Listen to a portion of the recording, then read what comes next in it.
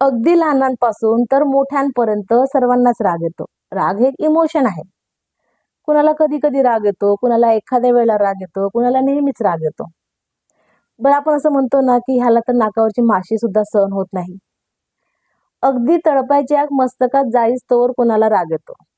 राग करण्याची पद्धत सुद्धा वेगळी-वेगळी असते. कुणाला राग आला तर ते सरळ भांडण करायला उभे होतात. कुणाला राग आला तर ते मनात साठवून ठेवतात अगदी शेवटच्या श्वासापर्यंत. कुणाला राग आला की ते मग टोमणे मारतात.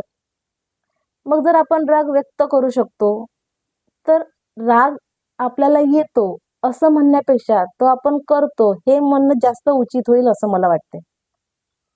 मी मिसेस कांचनदीप सर्वांचे माझ्या वय 40 पार या चॅनलमध्ये खूप खूप स्वागत करते आणि आजचा आपला विषय आहे चांगला वाईट राग.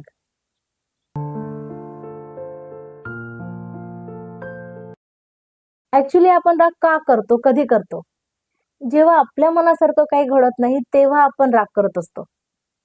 आपल्याला जेव्हा नात्यात मानपान मिळत नाही तेव्हा आपण राग करतो. अपेक्षित असलेली उत्तरं जेव्हा आपल्याला मिळत नाही तेव्हा आपण राग करतो. आपण चुकीचं नसताना जेव्हा समोरचा व्यक्ती आपल्याला चुकीचं ठरवतो तेव्हा आपण राग करतो. आपल्यापेक्षा वयाने लहान असलेले जेव्हा आपल्याला उलट उत्तर देतात, उद्धट बोलतात तेव्हा आपण राग करतो. म्हणजे माझ्यापेक्षा वयाने लहान आहे तरी इतका मोठ्याने बोलला. बरं मी घरचा जावई असून माझा सल्ला घेतला नाही. मी घरातली मोठी सून आहे. मला व्हॅल्यू देत नाही. लहानला समोर करतात, तिलाच विचारतात. ही जी छोटी-मोठी कारणं असतात, ती प्रवृत्त करतात आपल्याला राग करायला.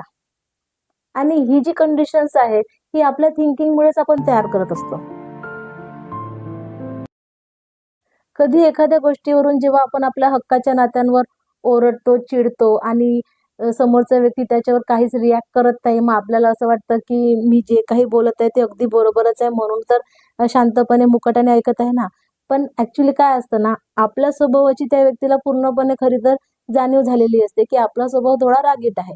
पण याचा दुष्परिणाम काय होतो ना, की एक कम्युनिकेशन गॅप आपल्या नात्यांमध्ये आलेली असते. म्हणजे कसं, की गोष्टी मग तुमच्यापर्यंत पोहोचवायला किंवा प्रत्येक गोष्ट तुमच्याशी शेअर करणं, ही ती व्यक्ती टाळत असते. कारण काय आहे, की तुम्ही कुठल्या गोष्टीवर रिॲक्ट कराल, कुठली गोष्ट तुम्हाला आवडणार नाही. प्रत्येक गोष्टीवर तुमचं जे पहिलं रिॲक्शन आहे ते नकारात्मक असू शकते.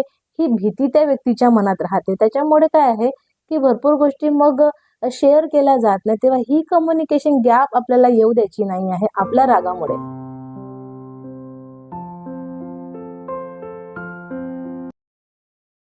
आपण आपल्या रागावर नक्कीच नियंत्रण आणू शकतो, यात काहीच शंका नाही. खरं तर राग करणं आपली एक चॉईसच असते.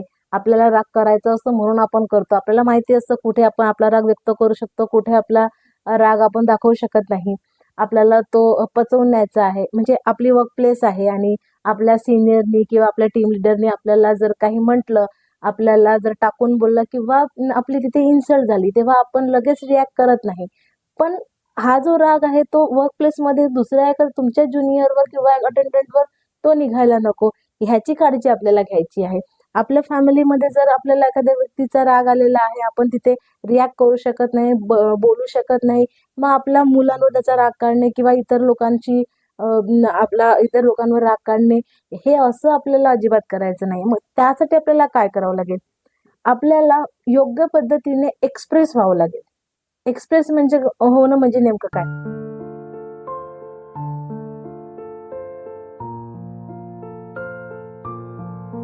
आपल्याला कधीच कुणाचा राग येऊ नये किंवा कुणी कधीच आपला राग करू नये. ॲक्चुअली हे खरं तर नेक्स्ट टू इम्पॉसिबल आहे. पण आपण स्वतःला जर योग्य पद्धतीने एक्सप्रेस केलं, विश्वासात घेऊन जर आपण आपलं म्हणणं पटवून दिलं, आपण व्यवस्थित जर व्यक्त झालं, तर मात्र आपल्याला येणारा जो राग आहे, तो नक्कीच त्याचं प्रमाण आपण कमी करू शकतो.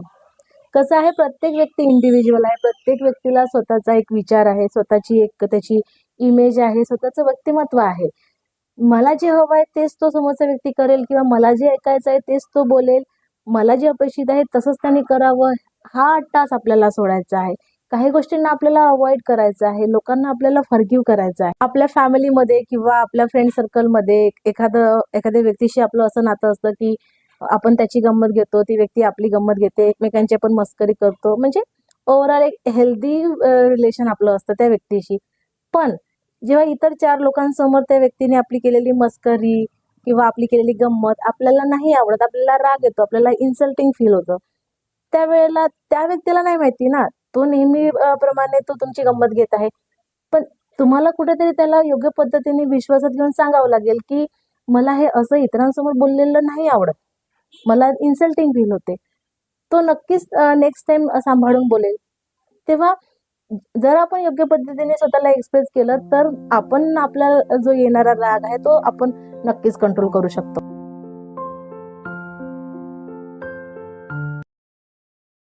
राग येणं हे चांगलं सुद्धा आहे. ते कसं? जेव्हा आपल्याला स्वतःचा राग येतो ना, की अरे हे मी करायला नको होतं, मी तसं बोलायला नको होतं, हे माझं चुकलं. त्यातून मग स्वतःमध्ये एक चेंजेस जे म्हणतो आपण, एक परिवर्तन आपल्यामध्ये येत असतं. आपल्या आयुष्याला एक आपण नवीन चालना तेव्हा देत असतो.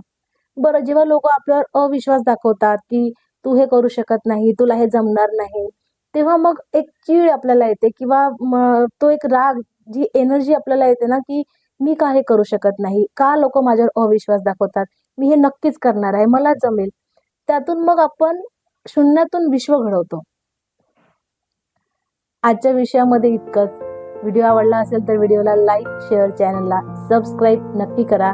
पुढल्या वेळेस भेटू एका नवीन विषयासोबत. तेव्हापर्यंत थँक यू.